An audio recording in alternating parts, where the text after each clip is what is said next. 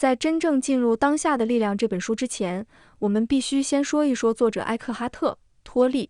因为如果你不知道他经历过什么，你会很容易误解这本书，以为他是在叫你想开点，放下点，别太敏感。但实际上，这本书不是在高处写的，而是在深渊里写的。托利在30岁之前，长期处在一种极度痛苦的精神状态中。他不是偶尔情绪低落，而是持续多年无法摆脱的心理折磨。书中提到，他经常被一种强烈的念头折磨，我没办法再和我自己一起活下去了。注意这句话，这不是我不想活了，而是我无法再承受我和我自己待在一起这件事。这其实是很多现代人非常熟悉却说不出口的一种状态。你可能也有过类似的感觉，一个人安静下来反而更难受，必须刷手机，找事做，分散注意力，因为一旦停下来，脑子就开始攻击你。托利当时就是这样，直到有一天夜里，在极度痛苦中，他突然意识到一件事：如果我无法和自己一起活下去，那是不是说明这里至少存在2个东西？一个是正在痛苦的我，另一个是那个不停制造痛苦声音的自己。这个念头成了整本当下的力量的起点。这本书一共有10章，我将一一为你讲解。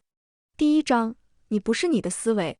很多人第一次读这本书时会被一句话镇住，你不是你的思维。但问题是，我们几乎从来没有怀疑过这一点。我们一直以为我在想事情，所以这些想法就是我。我的焦虑是我，我的判断是我，我的故事是我。可托利一开始就说，真正的痛苦不是来自世界，而是来自你对思维的认同。什么是思维？在中文版里 mind 被翻译为思维，但这里的思维不是单纯的理性思考能力，它包括不停运转的念头、内心的对话、对过去的回忆、对未来的预演、对他人的评价、对自己的批判、情绪背后的解释、我是谁的故事。换句话说，思维是一个不断叙事的系统，它像一个永远在线的广播电台。问题是，你已经听到忘了它是声音。想象一个很普通的生活画面，你发了一条消息，对方迟迟没有回复。几分钟内，你的思维开始想，他是不是不想理我？我是不是说错话了？他是不是对我没兴趣？我是不是太主动了？注意，这是外界发生了什么吗？什么都没有，只是一个未回复的消息而已。但你的身体已经开始紧张了，情绪开始出现，你开始感到焦虑、失落、不安。托利在这一章要你看到的是，事件本身几乎没有痛苦，痛苦来自思维的解释。很多人会问，既然是思维，那情绪呢？托利在书里说过一句非常重要的话，情绪是思维在身体里的反应。意思是，当思维开始讲故事，身体就会产生化学反应。想到羞辱时，身体会发热；想到威胁时，心跳会加快；想到失去时，胸口会发紧。然后你会以为我很焦虑，但托利会让你看见，焦虑不是你，它是思维和身体共同作用的结果。真正的转折来自你的觉察。现在做一个小实验，下一次当思维开始疯狂运转时，不要阻止它，也不要跟着它，只做一件事，观察它。比如你脑子在说，我完蛋了，我搞砸了。这时你心里轻轻说一句，啊，思维在说我完蛋了。那一刻会发生什么？会出现一个微小的距离，这个距离就是觉察。托利说，当你能观察思维时，你已经不再完全认同它。这不是哲学，是体验。那思维为什么会让人无法安宁？因为思维几乎从不活在当下，它活在2个时间维度里，过去和未来，即对过去的记忆和对未来的投射。而过去和未来在这一刻并不存在，但思维会让你沉浸在懊悔、自责、羞耻、焦虑和恐惧中，于是你感觉自己有很多问题。托利甚至说，大部分心理问题是思维对时间的执着，而痛苦真正的根源是认同。想法本身不是问题，问题是你完全相信它。比如你大脑里出现我不够好这个念头时，如果它只是念头，它会来去。但当你说这就是我，你就把一个瞬间的想法变成了身份。这就是认同。托利把这种认同叫做 ego， 也就是小我。它由故事构成，包括我的过去、我的成就、我的失败、别人怎么看我。它靠比较和评价维持存在，而一旦你认同它，你就必须不断维护它。这就是焦虑的来源。问题来了，如果你不是思维，那你是谁？这也是第一章最核心的问题，你到底是谁？托利的回答很简单，你是那个能觉察思维的意识。比如，你现在正在读这段文字，有一个声音在脑子里解读，但同时有一个更安静的部分在知道你在读。那个安静的知道就是意识，它没有语言，没有评价，没有时间，它只是存在。这一章的真正练习不是理解，而是体验。下一次当情绪升起时，不要立刻说我很愤怒，试着说愤怒正在出现。下一次当焦虑来时，不要说我完了，试着说焦虑的念头正在出现。这不是自欺欺人，这是在重新建立位置，从我是思维变成我在观察思维。这一章的真正力量不在于哲学，而在于如果你真的体验到哪怕5秒钟的纯觉察，你就会明白，痛苦并不是你的本质，它只是经过，而当下就是通往那个安静空间的入口。现在我们进入《当下的力量》这本书的第2章，意识走出痛苦之路。如果说第1章是在你心里打开一个缝隙，让你意识到我不是我的思维，那第2章就是把光照进情绪最黑暗的地方。这一章是整本书的转折点。很多人读到这里才真正开始明白，为什么有些痛苦会反复出现，为什么有些情绪似乎根本停不下来。先来看一个几乎所有人都有的体验，你有没有这样的经历？一件小事却引爆巨大情绪，比如伴侣语气冷了一点，你却突然感觉被否定、被抛弃；同事一句玩笑，你却整晚睡不着。别人可能觉得你反应过度，但你自己知道，那一刻的情绪是真实而强烈的。作者托利在这一章给出了一个解释，那不是当下在伤你，是过去的痛苦在借当下发作。书中提出一个核心概念，痛苦之身 pain body， 它不是创伤本身，也不是记忆本身，而是由过去未被完全觉察、未被释放的情绪积累形成的能量结构。这个说法听起来有点抽象，我们换一种方式理解。每一次强烈情绪，如果你没有真正感受，没有真正觉察，只是压抑或讲故事，它就不会真正结束，它会留下残留。这些残留会累积，久而久之，你体内就形成一个情绪储存层，那就是痛苦之身。那痛苦之身是如何运作的？它平时处于休眠，但一旦遇到触发点，比如批评、忽视、冷漠、背叛、不公平，它就会突然被激活。激活后会发生什么？3个步骤： 1. 强烈情绪爆发，比如愤怒、悲伤、羞辱、恐惧。 2. 思维开始讲故事，比如你看，我果然不值得被爱，世界总是对我不公平。 3. 情绪和思维互相强化，这3步会形成循环。我们来举一个关系中的典型例子，想象一对伴侣，男方加班晚归，女方说你是不是根本不在乎这个家？表面上这是一次普通争执，但如果女方童年曾长期被忽视，那这一刻触发的不只是晚归，而是旧伤，痛苦之身被激活，于是他的反应远超现实事件。而男方若也有自己的痛苦之身，他会听成我永远不够好，于是他防御、反击、冷漠。2个人其实都不是在回应当下，而是在回应过去。痛苦之身喜欢什么？这是这一章最惊人的部分。托利说，痛苦之身会寻找更多痛苦。这不是说人喜欢痛苦，而是说当一个情绪结构形成后，它需要能量来维持。它会放大负面解读，抓住冒犯，沉浸受害感，甚至无意识制造冲突。你有没有见过这种人？争吵结束后，他反而更兴奋。那不是理智在运作，是痛苦之身在进食。为什么人会沉迷痛苦？因为熟悉。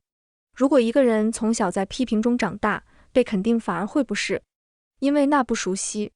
痛苦之深带来一种奇怪的身份感，我是被忽视的人，我是受伤的人，我是受害者。一旦认同这种身份，你就很难放下它，因为如果放下它，你就不知道自己是谁。那出口在哪里？不是压抑，不是反击，不是正能量，而是意识。托利给出的唯一方法是，当痛苦之深被激活时，完全觉察它。什么意思？当情绪升起时，不要立刻讲故事，不要分析对错，不要合理化，只把注意力带到身体，感受胸口的紧，感受喉咙的堵，感受胃部的沉。不解释，不评价，只感受。这时会发生什么？情绪会开始失去燃料，因为它得不到思维的强化。这一章还讲到一个关键点，痛苦离不开时间，也就是说，心理时间是痛苦的维度。过去的回忆加上未来的恐惧，构成了心理时间。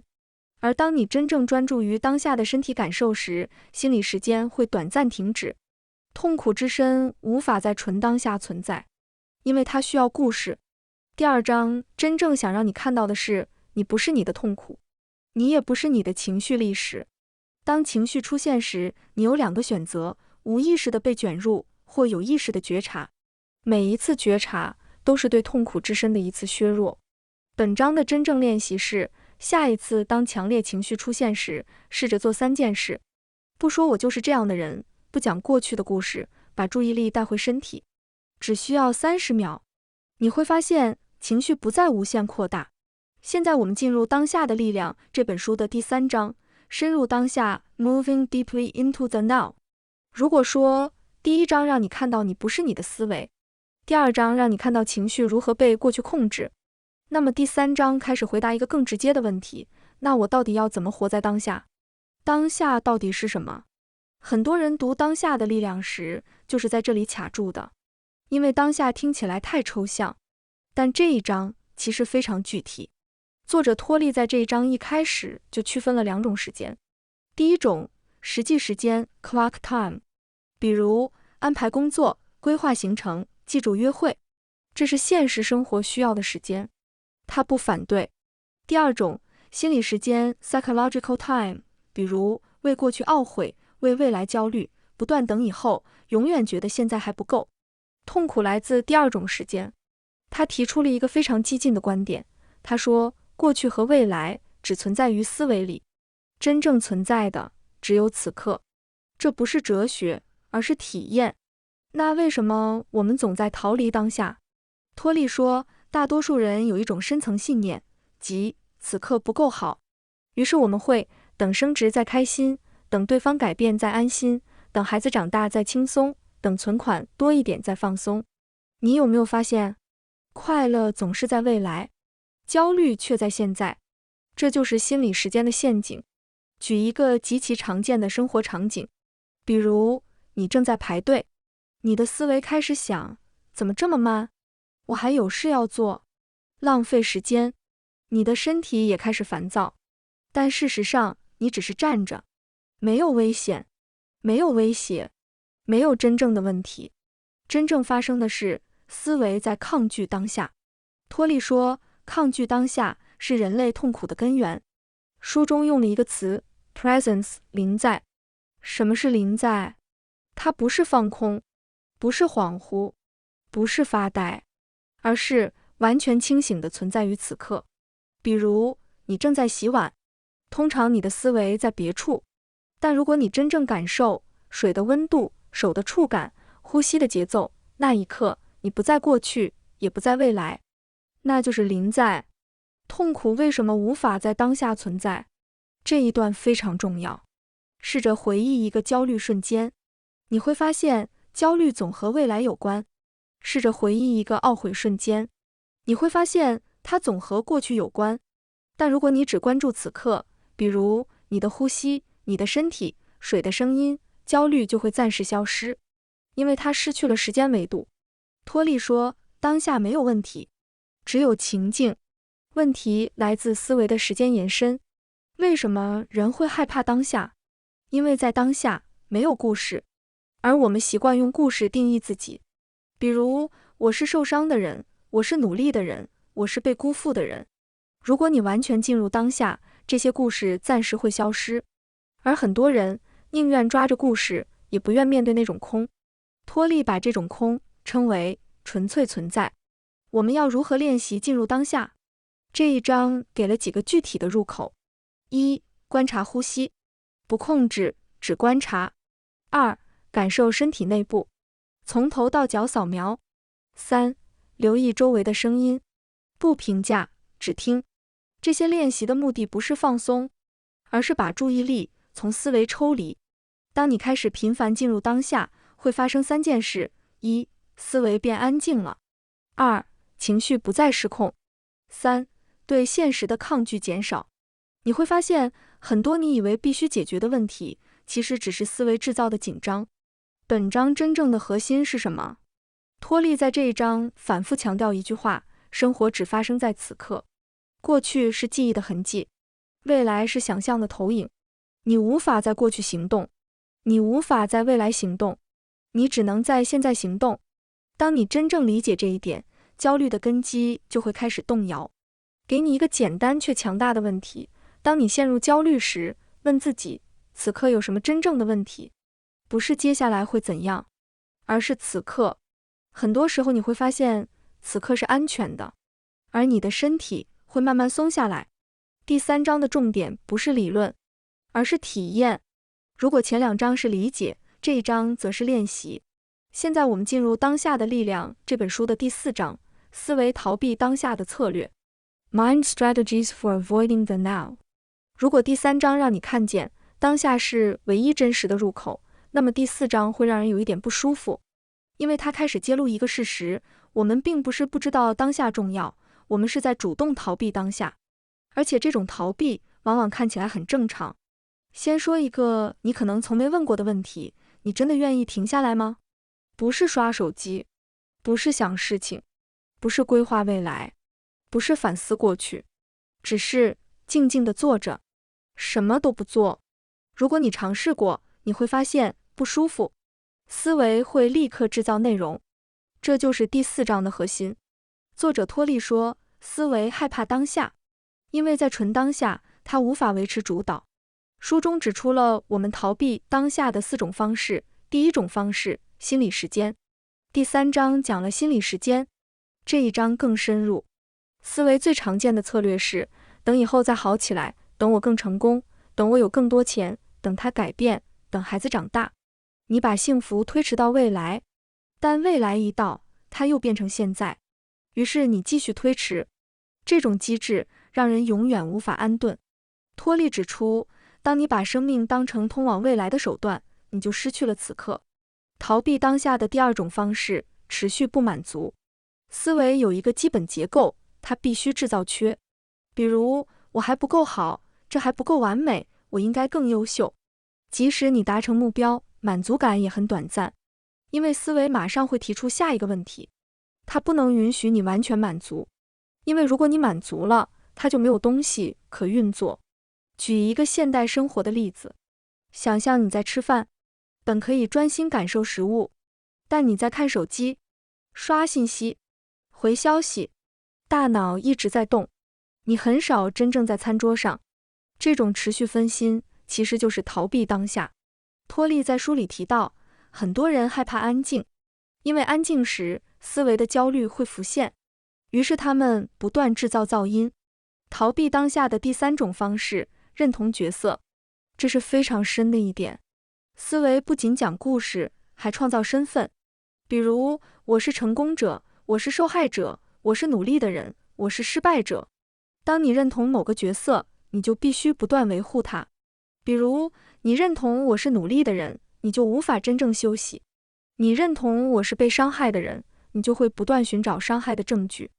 角色是逃避纯粹存在的方式，因为当你不扮演角色时，你会面对一个空白。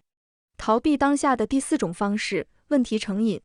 托利提出了一个很有力量的区分 ：situation 情境和 problem 问题。情境是客观事实，问题是思维对情境的持续抗拒。比如，情境今天工作很多。问题，我为什么这么倒霉？我受不了。情境可以处理，问题却会被反复咀嚼。有些人几乎以解决问题为身份，如果没有问题，他们反而不安，因为问题让思维有存在感。为什么思维如此执着？因为思维的核心是通过时间维持自我。过去的故事加上未来的期待，构成了小我。如果你完全在当下，这些结构会暂时消失，那对思维来说是一种威胁，所以它会不断拉你离开当下。那要如何看破这些策略？不是对抗，而是识别。当你发现自己在无止境规划未来，不断回放过去，强烈抗拒此刻，用角色定义自己时，你只需要意识到思维正在逃避当下。这一觉察本身就是回到当下。本章最重要的一句话，托利说，你并不是你的人生情境，你是意识。情境会变化，角色会变化，成功和失败会变化，但意识不变。当你认同意识而不是情境，焦虑就会开始松动。第4章真正的意义，它不是让你停止行动，而是让你看到行动可以发生在当下。焦虑不必参与，未来可以计划，但不必被它吞噬。当你不再用未来拯救现在时，现在就会开始变得完整。现在我们进入《当下的力量》这本书的第5章，临在的状态 The State of Presence。前面几章其实都是在做准备。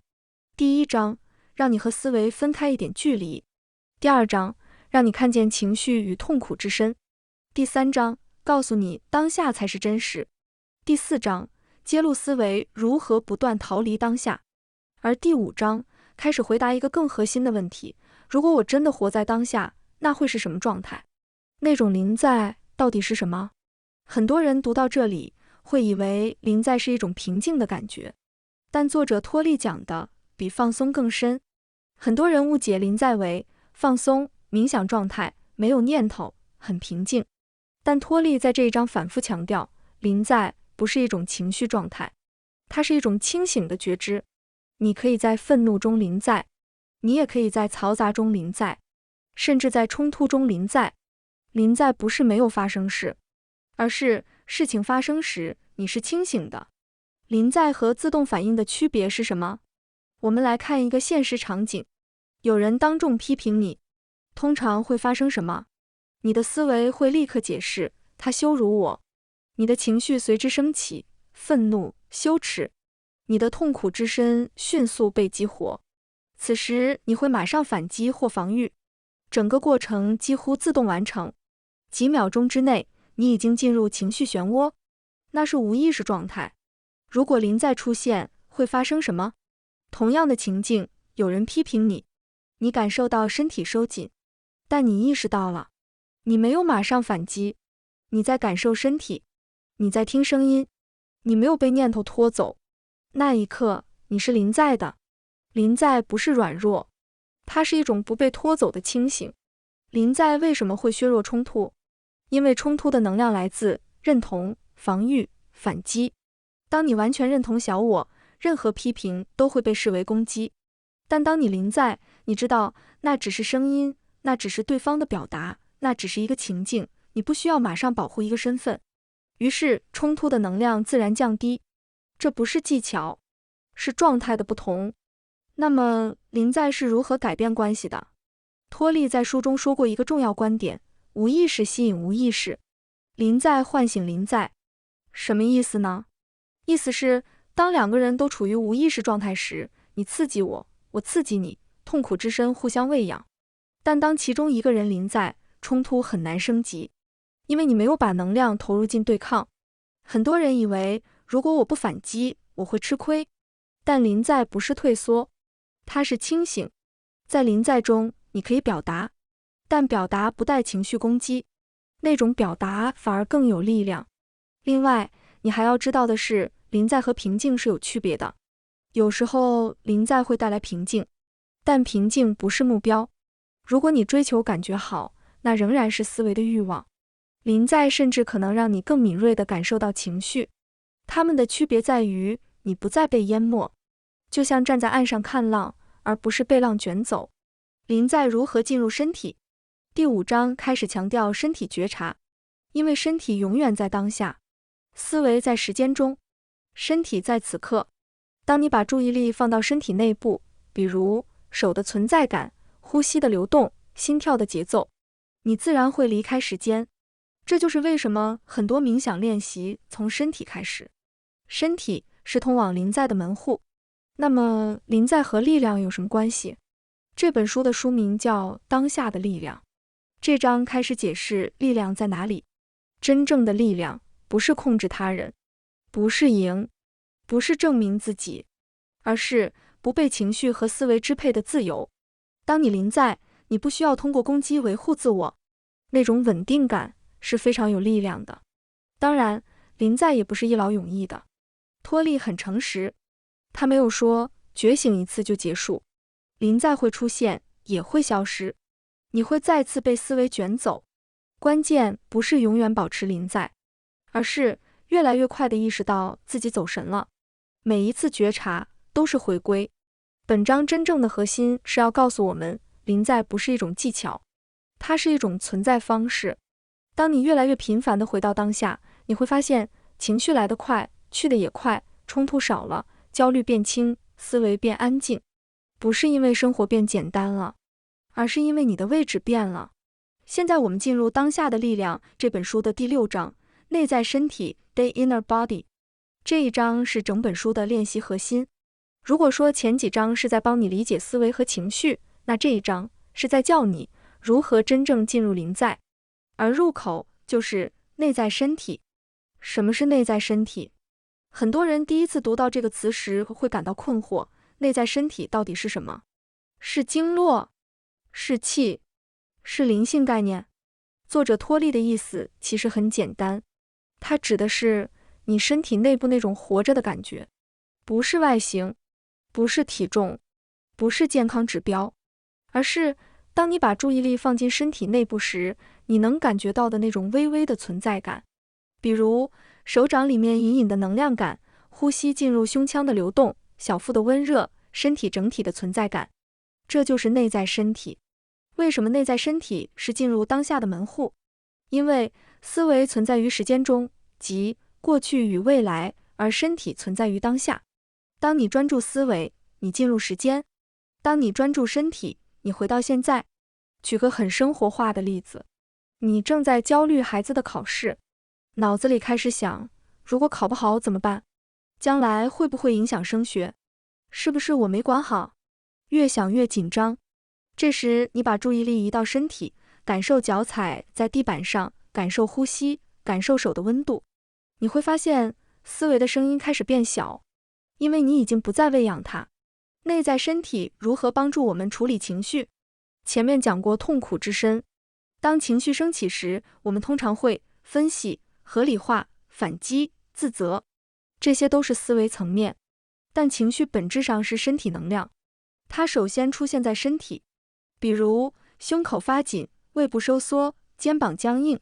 如果你只在思维层面处理情绪，你会越想越乱。但如果你直接感受身体，事情会不同。举个例子，假设伴侣说了一句让你难受的话，你的第一反应通常是，他怎么能这样对我？你的愤怒开始积累。但如果你暂停一下，把注意力放到胸口，你会发现那里很紧。不要解释，不要对错，只是感受。几分钟后，那股能量会开始变化。这就是情绪在被允许流动。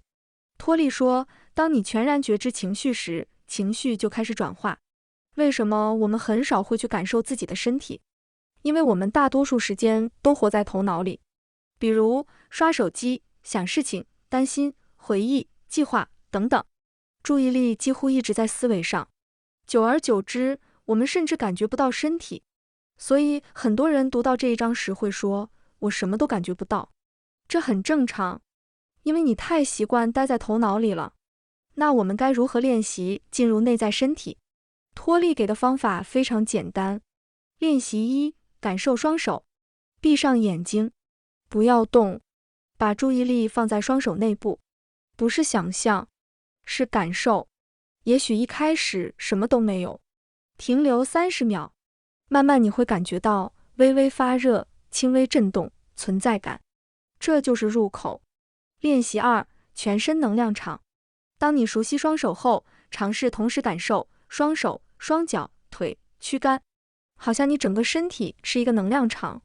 你会发现思维自动变安静，因为注意力被带离头脑。内在身体如何改变关系冲突？这点非常现实。当你快要发火时，不要立刻说话，先感受身体，尤其是喉咙、胸口、腹部。很多时候，冲突升级不是因为问题大，而是因为能量太强。当你感受身体，那股能量就不会变成攻击语言，你会发现说出来的话更平稳。内在身体与衰老、疾病有什么关系？托利还提到一个观点，当你持续连接内在身体，你会更有活力，因为你不再消耗大量能量在思维焦虑上，神经系统就会更平衡。很多慢性紧张其实来自长期无意识的思维压力。内在身体练习是一种深层放松。第6章不是理论，它是在告诉你，离开头脑的入口永远在身体。当你连接身体，你自然临在。当你临在，情绪就不再控制你。当情绪不再控制你，生活就会开始改变。不是外在变了，而是你变了。现在我们进入《当下的力量》这本书的第7章，通往未显化状态的门户 Portals into the Unmanifested。 到这里，其实整本书已经走到一个更深的层面。前面几章在讲思维、讲情绪、讲当下、讲身体。第7章开始进入一个更存在层面的主题。很多人读到这一章会觉得有点抽象，但如果你理解前面讲的临在和内在身体，这一章反而会变得非常清晰。我们先来看什么是未显化状态。Unmanifested 在中文版通常译为未显化、未显现的本源，听起来很玄，但作者托利的意思其实很简单，它指的是一切形式出现之前的纯粹存在。换句话说，在思想出现之前，在情绪出现之前，在身份出现之前，那种安静、空却真实存在的状态，你可以把它理解为意识本身。为什么要讲未显化？因为前面几章讲的是思维、情绪、身体，这些都是显化的形式，而这一章开始讲那个不依赖形式的存在。托利认为，真正的自由不只是控制思维，而是认识到你本质上不是任何形式。书中作者提到了4个门户。第一个门户，沉默。你有没有注意到，声音之间总有间隙？比如有人讲话时，2句话之间有空隙；音乐里音符之间有停顿，那种停顿通常被忽略，但如果你刻意去听，你会发现沉默本身是存在的，它不是空无，它是承载声音的背景。托利说，当你觉察沉默，你就在接触未显化状态，因为沉默没有形式，但它存在。第2个门户，空间。看看你所在的房间，桌子、椅子、墙壁。我们习惯注意物体，但物体之所以存在，是因为有空间。如果没有空间，物体无法出现。空间本身是无形的，但它承载一切形式。当你把注意力从物体转向空间，你会进入一种更开阔的感受。托利用空间作为比喻，意识就像空间，思想、情绪就像家具。如果你只认同家具，你会被它占满。但当你意识到自己是空间，一切就变得宽松。第3个门户，内在身体的深层。前一章讲过内在身体，这一章更深入。当你持续感受身体内部，你会感觉到一种无边界、安静、深层存在感。如果你把注意力再深入，会有一种纯粹存在的体验。那不是情绪，不是想法，只是在。这就是未显化的触点。死亡为什么也是门户？这一段很多人印象深刻。托利说，当人面对死亡时，思维会突然安静，因为所有未来故事消失。在那一刻，人可能体验到一种深层平静。这不是因为死亡本身，而是因为思维停止了时间投射。他甚至提到，很多临终者会经历一种清明与安宁，那种状态接近未显化。危险化和恐惧有什么关系？为什么很多人害怕空？因为思维靠形式存在，比如身份、成就、关系、角色。当这些形式暂时消失，思维会恐慌，他会觉得我不存在了。但托利说，真正的你不会消失，消失的只是形式。当你多次接触这种空，恐惧会减弱，你会发现空并不可怕，它是自由。这一章真正想做什么？不是让你变神秘，不是让你远离生活，而是让你体验，在所有的形式背后，有一个不受时间影响的存在。当你认同那个存在，生活中的变化就不再那么可怕。成功不会让你膨胀，失败不会让你崩溃，因为你知道，那只是形式的变化。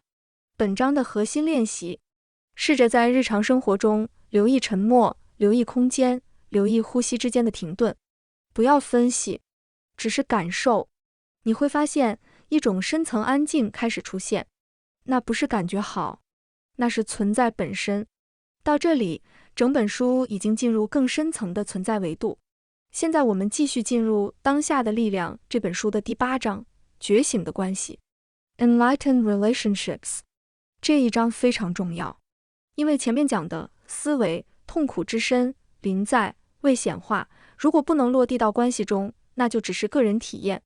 而作者托利在这一章指出，关系是最容易暴露无意识的地方，也是最有可能觉醒的地方。为什么关系最容易失去觉察？一个人独处时，你可能还能保持平静，但一进入亲密关系，情绪就开始频繁波动。为什么？因为关系会触发痛苦之身，尤其是亲密关系，越亲近越容易激活旧伤。我们为什么会进入关系？托利在这一章提出一个非常直白的观点，大多数人进入关系不是因为爱，而是因为缺，而是因为我需要被确认，我需要被看见，我需要安全感，我需要填补孤独。换句话说，我们希望对方让我完整。但如果你认为自己不完整，那关系从一开始就建立在依赖上，这种关系必然充满恐惧。爱与依附的区别是什么？这一段是整章的核心。依附 attachment 的特点是害怕失去，控制对方，期待对方满足情绪需求，情绪起伏剧烈。依附的底层是恐惧。而爱 love 的特点，托利的定义非常简单，爱是临在状态。当你临在，你不需要对方来确认你，你允许对方是他自己。爱不是激情，不是依赖，而是一种空间。那痛苦之身是如何在关系中爆发的？这是非常现实的一段。想象一个场景，伴侣忘记了一个纪念日，表面事件很小，但如果你的痛苦之身里有被忽视的历史，它就会被点燃。于是你说，你从来都不在乎我。注意，从来是过去，都不在乎是故事。这已经不是当下，这是痛苦之身在说话。如果对方也无意识，他的痛苦之身也会被触发，于是冲突升级。这就是很多关系反复争吵的原因。那么，觉醒的关系是什么样的？觉醒的关系不是没有冲突，而是冲突发生时，有人是清醒的。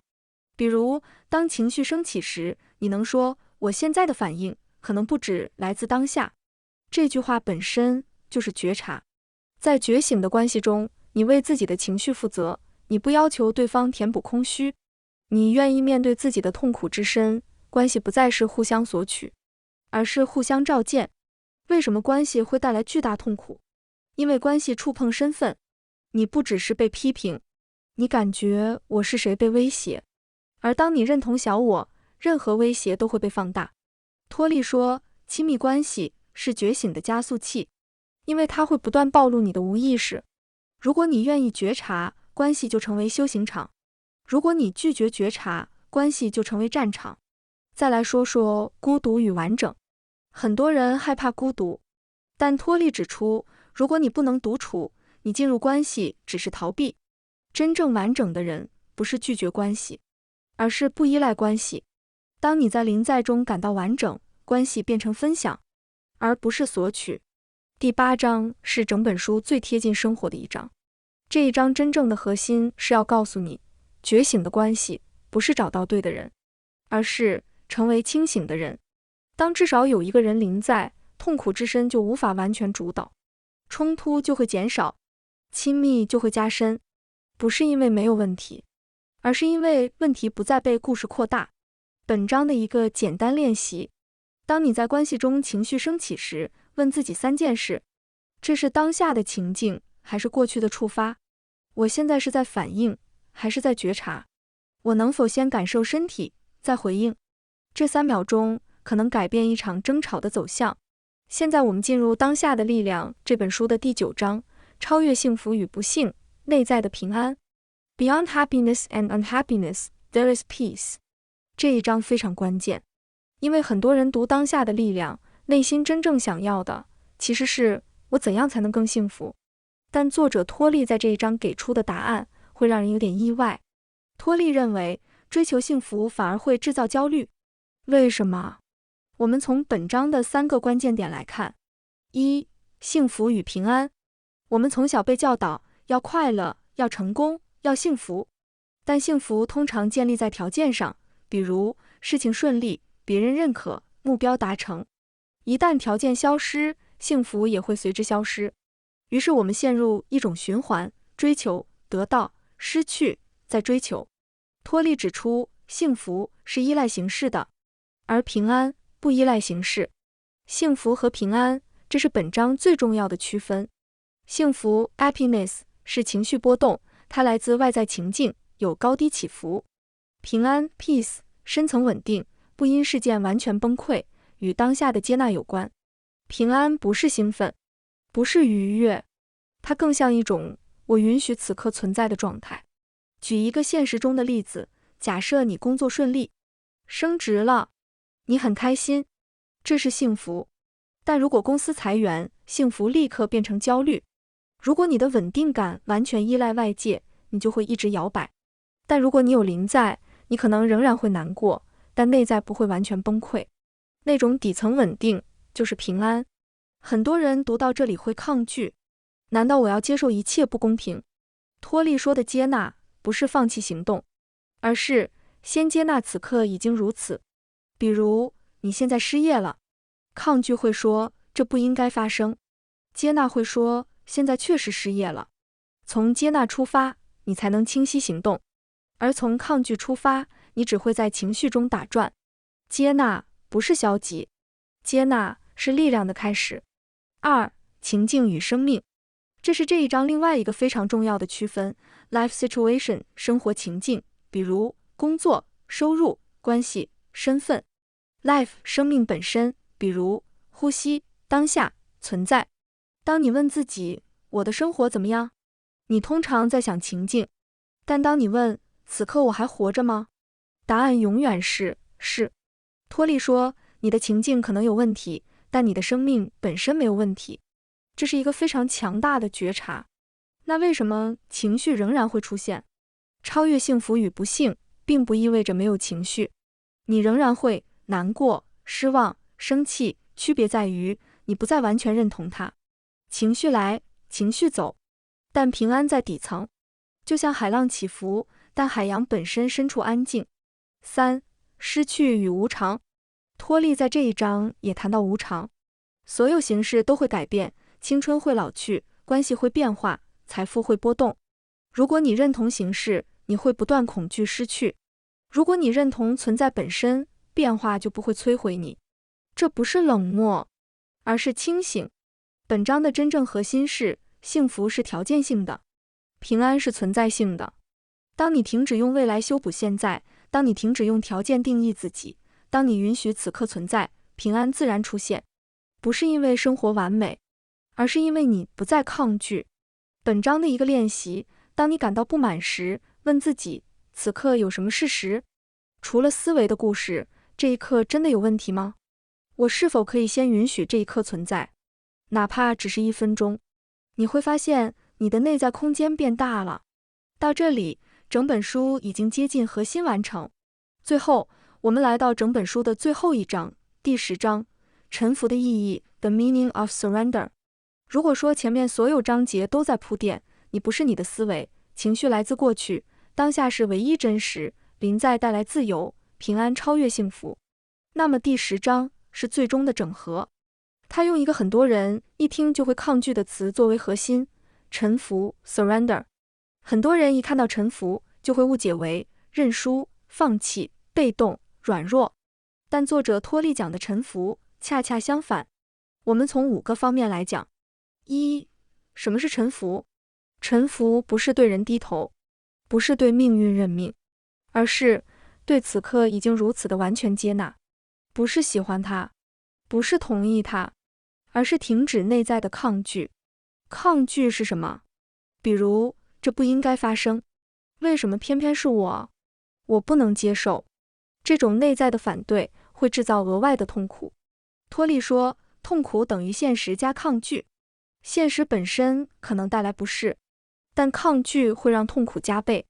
举一个现实中的例子，假设你突然生病，现实是身体不舒服，抗拒是我怎么这么倒霉，这不公平，我不能停下来。现实可能是3分的痛苦，抗拒会把它变成8分。臣服不是不看医生，不是不行动，而是在行动前先停止内在对抗。2. 臣服与力量的关系，这部分非常重要。表面看，抗争好像更有力量，但实际上抗拒会消耗巨大能量，臣服反而会带来清晰。当你停止抗拒，你的思维会变得更安静，在那种安静中，你更容易看到下一步该做什么。这不是消极，而是从清醒中行动。3. 臣服如何改变关系冲突？想象一个争吵场景，对方说了让你难受的话，抗拒会说他不能这样对我，于是防御、反击、升级。臣服会说此刻他就是这样表达，这不等于你认可他的行为，而是你不再让情绪接管你。从臣服中表达，语气会完全不同，冲突往往会缓和。4. 极端情境中的臣服。托利在这一章也谈到，在人生重大危机中，臣服往往是转折点，比如重大疾病、失去亲人、事业崩塌。当一个人停止内在抗争，说出好吧，这就是现在，一种深层平静会出现，不是因为事情变好了，而是因为对抗停止了。很多人真正的觉醒发生在崩溃之后，因为那时抗拒已经无力。5. 臣服不是纵容不公，这是很多人最大的误解。臣服不是忍受暴力、容忍不公平、不为自己发声，臣服只是先接纳现实已经发生，然后从清醒中行动。比如，如果你在一段不健康的关系里，臣服不是留下来受苦，而是先承认这段关系确实让我受伤，承认之后，你才可能做出清晰决定。抗拒只会让你困在情绪里。整本书走到这里，核心只有一句话：真正的自由来自对当下的完全允许。当你允许此刻存在，思维安静，痛苦之身失去燃料，情绪自然流动，行动变得清晰，生活仍然会变化，但你不再被每一次变化摧毁。